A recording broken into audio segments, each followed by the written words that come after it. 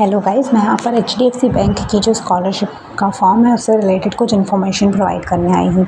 मैंने कई स्टूडेंट्स के कमेंट्स देखे हैं किसी और वीडियोस पर कि वो पूछ रहे हैं अगर हम लोगों ने किसी और स्कॉलरशिप में अप्लाई किया है तो क्या हम इसके लिए भी अप्लाई कर सकते हैं। सो उसका आंसर है नो। आगे वीडियो में मैं बता रही हूँ। तो सबसे पहले तो इसका लास्ट डेट है 4 सितंबर मीन्स टुडे।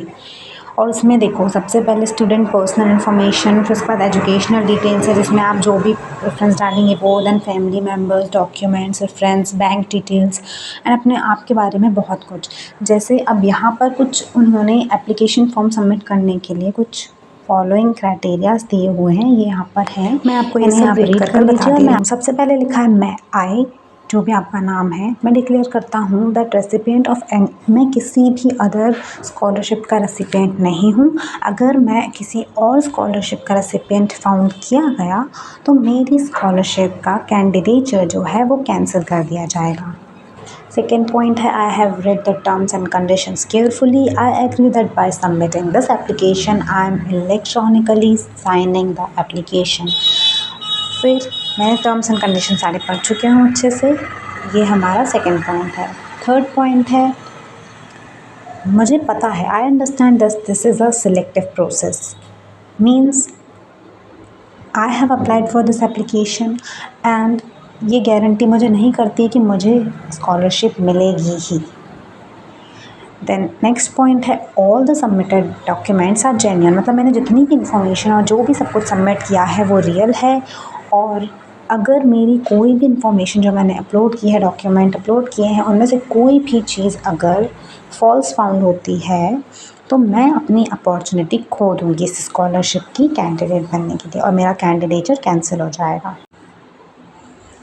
देन उसके बाद कुछ चीज़ें बताई गई हैं जैसे कि मैं अगर माइनर स्टूडेंट हूँ तो मेरा गार्डियन ने ये फॉर्म के लिए जो भी प्रोसेस है वो कंप्लीट की है and the applicant accept, last step है the applicant accept full responsibility for any error arising from incorrect account details provided. मतलब ये कह रहे हैं कि अगर कोई भी इनकरेक्ट इन्फॉर्मेशन प्रोवाइड की गई है और ट्रांजैक्शन अगर आपका किसी और प्लेस पर चला जाता है या कुछ हो जाता है तो एचडीएफसी बैंक नहीं बड़ी किसी की भी रिस्पॉन्सिबिलिटी नहीं होगी, ये आपकी खुद की रिस्पॉन्सिबिलिटी होगी। इसीलिए आपको करेक्ट इन्फॉर्मेशन प्रोवाइड करना है। और इसमें ये फोर्थ वाला जो पॉइंट है इसमें एक और पॉइंट ये लिखा है दैट कि I understand that if at any point any information और document is found to be false my application will be cancelled and if selected for opportunity I need to return the benefits accordingly. Means अगर गलती से भी मैं select हो गई तो मुझे जो रिटर्न है वो करना पड़ेगा।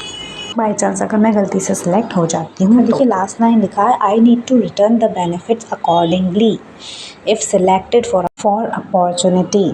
सो ये सारे उसके क्राइटेरिया हैं। मैंने इस फॉर्म को फिल करने का ट्राई किया था बट देन मैं इसके लिए एलिजिबल भी नहीं थी और मुझे पता नहीं ये रियल है या मीन्स रियली होगा, मे बी सब लोग अगर इसे बता रहे हैं, बट मैं बस यहाँ ऐसे बताने आई थी कि ये जो चीज़ें हैं ये पूछी गई थी कमेंट्स में कुछ सेक्शंस की और मुझे वहाँ रिप्लाईज़ नहीं दिखे थे तो आई थॉट कि मैं इनके बारे में बता देती हूँ क्योंकि मैंने भी इसे फिल किया था। देन बट मेरा ये नहीं फिल हो पाया है तो मैं आपको गारंटी कुछ भी नहीं कर सकती कि क्या इसमें हो सकता है आपको मिलेगी नहीं मिलेगी। Thank you.